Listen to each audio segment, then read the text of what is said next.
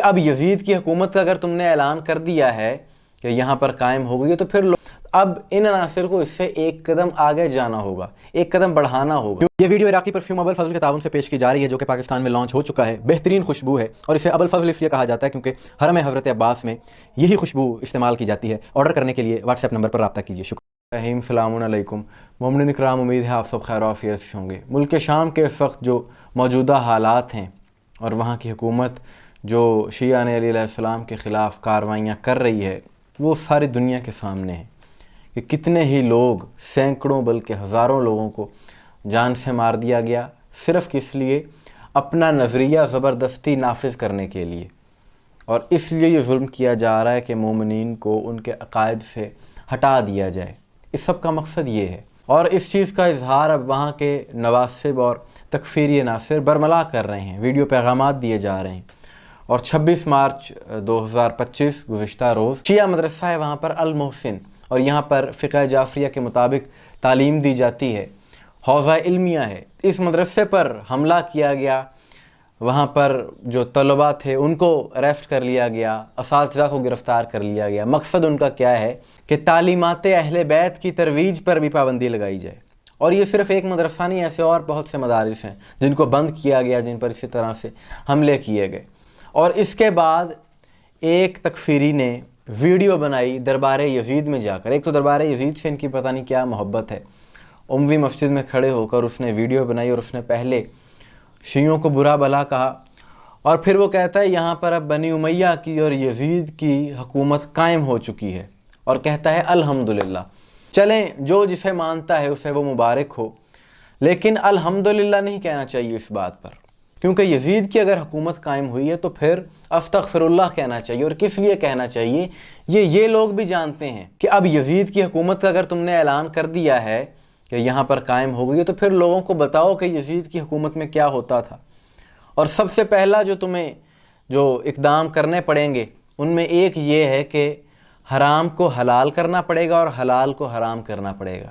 یہ چیز ان لوگوں سے بعید بھی نہیں ہے کہ مظلوم لوگوں کو ناحق قتل کر رہے ہیں، اس سے بڑھ کر اور کیا ہوگا؟ اور ان شدت پسند تکفیری عناصر کے جو مدارس ہیں ان میں کیا کچھ ہوتا ہے وہ بھی ساری دنیا کو پتہ ہے۔ پاکستان میں سینکڑوں ایسے کیسز سامنے آئے ہیں کہ مدارس میں جو بدفعلی کا سلسلہ ہے۔ اب ان عناصر کو اس سے ایک قدم آگے جانا ہوگا، ایک قدم بڑھانا ہوگا، کیونکہ اگر یزید کی حکومت قائم کرنا ہے، کن کن حرام کاموں کو جائز قرار دینا ہوگا یہ بھی دنیا کو پتہ چل جانا چاہیے۔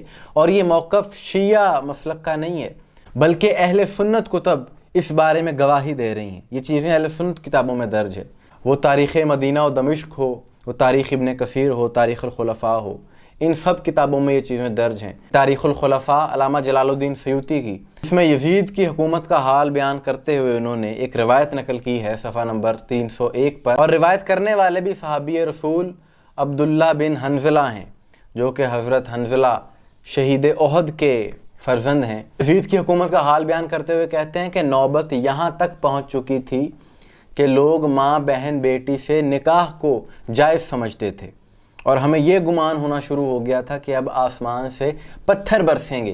اور یہی روایت تاریخ مدینہ و دمشق میں بھی نقل ہے، یعنی تواتر کے ساتھ یہ روایت نقل کی گئی ہے۔ اور ابن کثیر نے یہاں تک لکھا کہ یزید کا رجحان شہوات کی طرف زیادہ تھا اور قصداً وہ نماز کو ترک کر دیتا تھا۔ تو برادران اسلام کی کتابیں اس بات کی گواہی دے رہی ہیں، تو ان عناصر کو چاہیے کہ جو وہاں پر یزید کی حکومت کا اعلان کرنے والے ہیں کہ ان چیزوں کو بھی جائز قرار دیں اور پھر ساری دنیا کے سامنے اعلان کریں، پھر ہم بھی مانیں کہ ہاں بھائی یزید کی حکومت پھر سے قائم ہوئی ہے۔ یعنی عجیب بات ہے کہ یہ عناصر کہ جو ایسی باتیں کرنے والے ہیں، ان کے دلوں میں جو تعصب ہے اہل بیت کے ساتھ، جو بغض ہے، وہ تو ان کے اقدامات سے عیاں ہوتا ہے، ساری دنیا کو پتہ چلتا ہے۔ لیکن عجیب بات یہ ہے کہ اب محبت یزید بھی ان کے اندر بہت زیادہ بڑھ گئی ہے، اسی لیے اس طرح کی حرکتیں کر رہے ہیں، اس طرح کی باتیں کر رہے ہیں۔ یزید کی حکومت قائم کرنا چاہتے ہیں، لیکن یہ حکومت قائم کرنے سے پہلے بہت ضروری ہے کہ اس کا اصل کردار بھی ساری دنیا کے سامنے رکھا جائے۔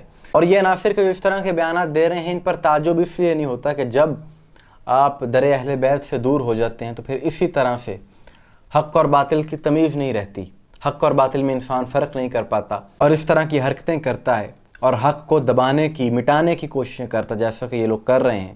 تعلیمات اہل بیت کو دبانے کی کوشش کی جا رہی ہے وہاں پر، لیکن یہ جتنی بھی کوشش کر لیں حق کبھی مٹایا نہیں جا سکتا، حق غالب آ کر ہی رہتا ہے۔ مومنین اکرام، آپ کی سوال سے کیا رائے ہے کمنٹس میں ضرور بتائیے گا، مجھے دعاؤں میں یاد رکھیے گا۔ السلام علیکم ورحمۃ اللہ۔